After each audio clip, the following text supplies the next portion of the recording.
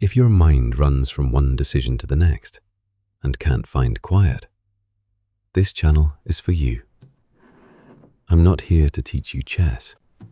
I'm here to show you what chess can teach you about calm, clarity, and the way you choose. This is how I got here.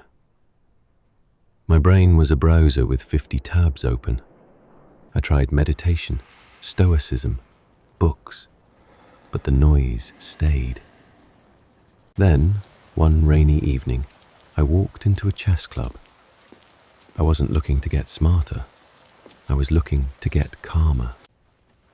And for the first time in years, my mind went quiet.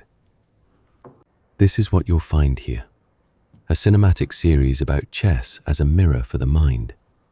Short episodes every week. Each one takes an idea from the board, the opening, the clock, the sacrifice, and translates it into your life. And at the end, a simple practice you can use right away. No loud motivation, no formulas for success, just clarity.